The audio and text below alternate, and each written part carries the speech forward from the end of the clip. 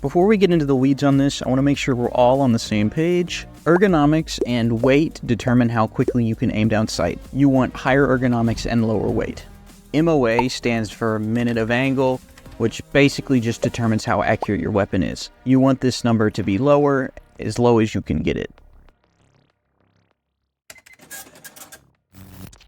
The VPO-136 is a civilian version of the AK. It's semi-automatic and it fires 7.62x39. It has 48 ergo, 2.33 MOA, 110 vertical recoil, 280 horizontal recoil, and a default muzzle velocity of 789 meters per second. The VPO-136 is commonly found on scavs and is usually not a great choice. It is a decently powerful cartridge and is a perfectly fine platform, but at Prepper Level 1 you could buy a AKS74u for cheaper than you could buy a VPO from Skier. The AKS74u is fully automatic and has much higher ergo, weighs less, and is much more compact. The VPO-209 is another civilian version of the AK.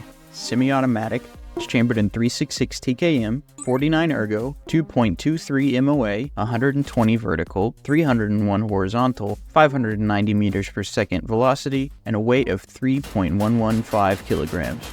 The VPO-209 is my favorite version of the AK in Tarkov because it does a lot of damage and it's pretty cool. It's a weird shotgun in Russian law, technically, because it was developed to circumvent the restriction of firearms ownership in Russia because the rifle is mostly smoothbore until the last few inches of the barrel where it gets rifling. This allows it to be considered a shotgun with a rifled choke instead of a rifle, which you can own a shotgun much easier in Russia than you can a rifle. But the ammunition for this weapon is pretty good if you can get the right ones. APM is able to be crafted after a certain quest, and once you can, it is an incredible round. It does more damage than almost all Mosin ammo and can go through level 4 armor and has a decent chance of getting through level 5, so you can really chug through anything you want with it. You can kill basically anyone. Hello? The AK545 is another civilian version of the AK. It's semi-automatic only. This weapon is chambered in 5.45x39, has 79 ergo, an MOA of 1.11, 64 vertical recoil, 184 horizontal recoil, has a default velocity of 900 meters a second, and weighs 4.273 kilograms. Hi. The AK545 Short is a shortened version of the previous weapon. The only major differences are that this weapon starts with 80 ergo as opposed to 79, it has higher MOA of 1.62, has slightly less recoil at 61 vertical recoil and 178 horizontal recoil, and it weighs slightly less at 4.163 kilograms. The AK545s are a decent platform if you want a 545 caliber DMR, but they're not really worth taking over an AK74 for a number of reasons. One being the semi-automatic rate of fire really limits you, especially in close quarters, and they are incredibly expensive. From Skier, it's basically not worth buying them, and on the flea market, it's about the same. If you find them in raid, they're great. You can get them to 100 ergo while maintaining a 45 round magazine and a 1:6 time scope. And that's an incredible feat, especially for the AK platform. That being said, if you're going to take one of these, I would say take the Short because it weighs less and is only slightly less accurate. The AKM is the first military variant of an AK on this list. It has semi and full auto capabilities at 600 rounds per minute. It is chambered in 7.62x39, has 44 ergo, 2.3 MOA, 109 vertical recoil, 276 horizontal recoil, a default velocity of 730 meters a second, and weighs 3.125 kilograms. The AKMN is a variant of the previous weapon, which includes a dovetail mount for additional scope interfaces. This weapon is slightly more accurate at 2.27 MOA and weighs slightly more at 3.185 kilograms, but otherwise retains the same rate of fire, ergo, and recoil. If you come across any AK variants with an N in the name, this means that they are capable of accepting dovetail mounts for optics and optic rails. The AKMS is a folding stock version of the AKM. This weapon has slightly higher ergo at 48 and slightly higher recoil at 110 vertical and 280 horizontal. It also weighs slightly more than the AKM at 3.275 kilograms. If you come across an AK with an S in the name, this typically denotes a folding stock, which can allow you to make the weapon more compact for stowage. The AKMSN is a variant of the AKM with both the folding stock and the additional scope mount. This weapon has the same statistics as the AKMS, except it has slightly higher recoil at 112 vertical and 284 horizontal, and it weighs the exact same despite having the additional mount. The AKM is the most iconic of the AKs in this list. This is what everyone thinks of when they hear AK or AK-47. It has a decent amount of recoil, but with the fixed stock AKs, you can get the recoil down pretty low because you can put the 7.62 NATO caliber adapter for the muzzle devices on, which allows you to get a lot better options for recoil reduction. The AKMS and AKMSN aren't really worth taking unless you just really want to have an AK that you can fold and store a lot of in your stash. The added recoil and the lack of stock customization really hinders their performance in the long term, but if you just think they're really fucking cool, then go for it, because they are.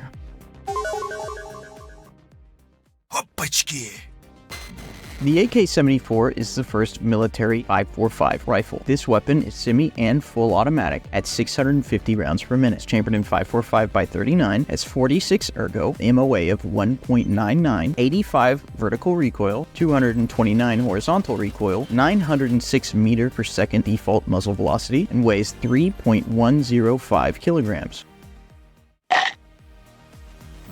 The AK74N is a variant of the AK74, which includes the additional optic rail. This weapon has the same stats as the AK74, except one more ergo, slightly more accurate, and it weighs 0.1 kilograms more.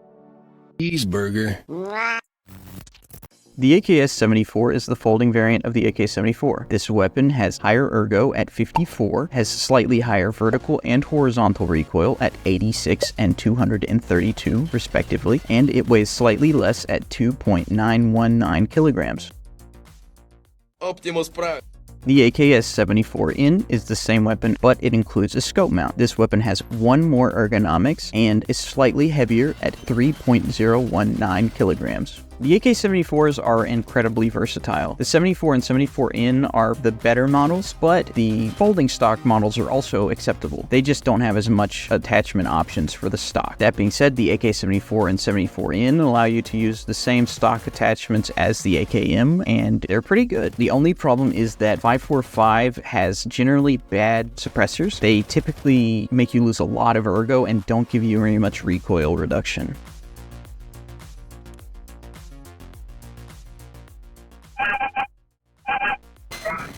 The AKS74u is the carbine version of the AKS74. This weapon has semi and full auto capabilities, the same 650 rounds per minute chambered in 5.45 by 39, 67 ergonomics, an MOA of 3.44, 94 vertical recoil, 266 horizontal recoil, 731 meters per second default muzzle velocity, and weighs 2.479 kilograms.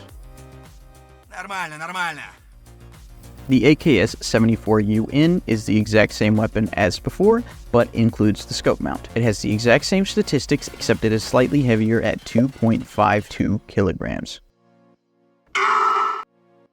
The AKS74UB is the suppressed variant of the AKS74UN. This weapon has the same rate of fire, but has much worse ergo at 44, slightly higher MOA of 3.54, slightly less vertical recoil at 93, slightly less horizontal recoil at 263, slightly higher muzzle velocity at 735, and it weighs much more at 3.126 kilograms. The AKS74U and its variants are really fucking cool. If you've played Stalker, you know exactly what I'm talking about. This thing's rad, especially if you put that 45 round RPK mag on it. But that aside, they are an incredibly versatile and very functional weapon category. They will serve you perfectly well through the early game, mid game, even late game. They're incredibly controllable, they're relatively easy to mod, and they have a lot of ergo. They're also incredibly lightweight for an AK, and the only downside to these weapons is the UB. This thing is more expensive than both other models of the AKS74u, and it's not really worth taking because of the aforementioned 545 suppressor problems. That being said, if you do just really want a suppressed one, it does come with its own custom iron sights, and default has the suppressor attached.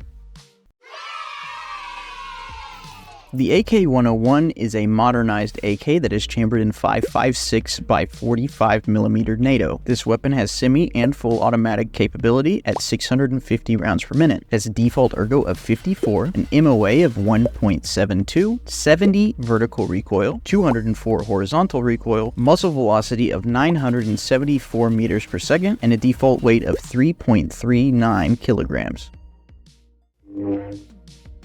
The AK102 is a shortened variant of the AK101. This weapon has a slightly lower rate of fire at 600 RPM, slightly higher ergo at 57, has higher MOA at 1.93, higher vertical recoil at 76, higher horizontal recoil at 215, and the same muzzle velocity but with slightly less weight at 2.99 kilograms. I've just woke up in a fucking steaming mood, yeah? The AK103 is chambered in 7.62 by 39. It has semi and full auto capabilities at 600 rounds per minute, has an ergo of 54, has an MOA of 2.13, has 96 vertical recoil, 264 horizontal recoil, default muzzle velocity of 730 meters per second, and weighs 3.39 kilograms. Cause I live in a shithole! The AK104 is the shortened variant of the AK103. This weapon has slightly higher ergo at 57, has higher MOA at 2.27, higher vertical recoil at 101, higher horizontal at 277, and weighs slightly less at 2.99 kilograms. Bruh.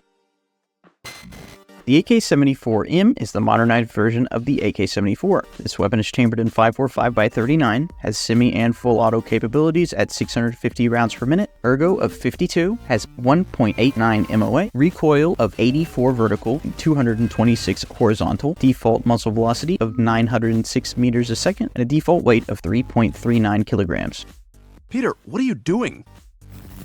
The AK105 is the shortened variant of the AK74M. This weapon has the same caliber, but shoots at a slightly lower rate of fire of 600. It has higher ergo at 57, 2.06 MOA, 86 vertical recoil, 267 horizontal recoil, the same muzzle velocity, and weighs slightly less at 2.99 kilograms. The AK100s are a great family of weapons. They come in whatever caliber you could want them to, other than something ridiculous, and they have some pretty good attachment options and are pretty versatile because there's so many options. The AK74 is included in this section because it originally is supposed to be part of the AK100 program, but I believe the rest of the rifles got delayed, so the AK74 came out by itself, so it was just called the AK74M. But anyways, the AK105 is the only questionable one because you could just use an AKS74u instead, and you're basically getting the same thing but with better weight and ergo, but it's all just preference. These weapons will all serve you well.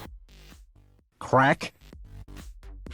The RD704 is a modern American-made version of the AKM. This weapon is chambered in 7.62 by 39mm, semi and fully automatic at 600 rounds per minute, has an ergo of 69.5, MOA of 2.03, 104 vertical recoil, 241 horizontal, 789 meters a second default velocity, and a weight of 3.465 kilograms.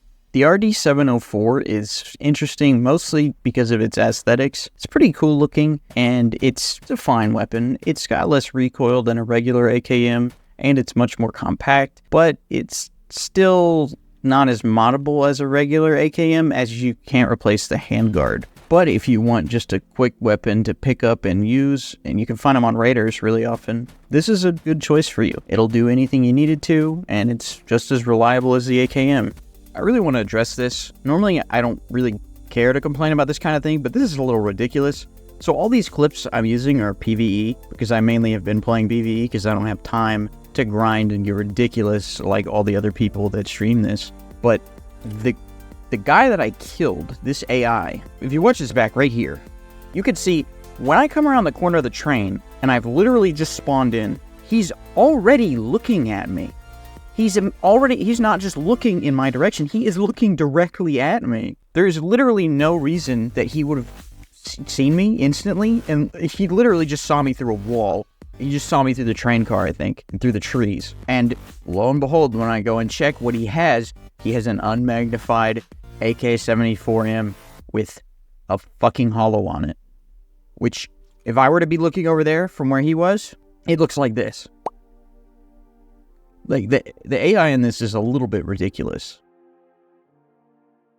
What the fuck?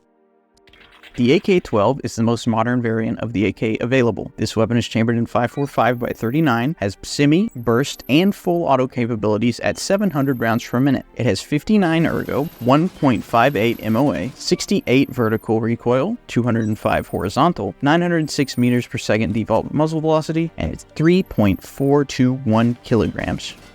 The AK-12 sits in a rough patch for me. There's nothing wrong with the gun, it's perfectly fine, and if you like it, that's great. It's cool, it's pre-modded basically. All you need is just a sight and whatever foregrip you want and you're good to go. My problems with it lie in that people who really like it will typically really over-exaggerate how much better it is than the other options just because of the extra rate of fire. But another reason I really don't like it is because I think it's fucking ugly, and in real life, it's not a super great weapon. It's got a problem with the safety selector, being able to go past the full position and block the trigger. But aside from that, we also got this ugly, shitty version of it compared to the cool prototype that is featured in Battlefield 4. This thing looks so much cooler, and it's just... why? Why would you do this? You had something beautiful. Not my chair, not my problem. That's what I say. Now, if you're a seasoned Tarkov player, you'll know that there's a few more AKs in Tarkov that I haven't covered. Those being the Saiga 9, the PP1901, the Saiga 12, and the RPK. And the only reason they're not on this list is because they don't fit really at all. They're kind of distinguishable from the rest of them in pretty substantial ways. The only one that's not different is the RPK-12. It's just a shittier version of the AK-12. Like, it has almost worse of every stat, so it's not really worth bringing or taking, but you could sometimes sell it for a decent amount, but it's not really worth it. Thanks for watching all the way to the end of the video, guys. It really does mean a lot. If there's anything you want to see from me in the future, leave it in a comment. But otherwise, YouTube thinks you'll like this video, so go ahead and give it a shot. See ya.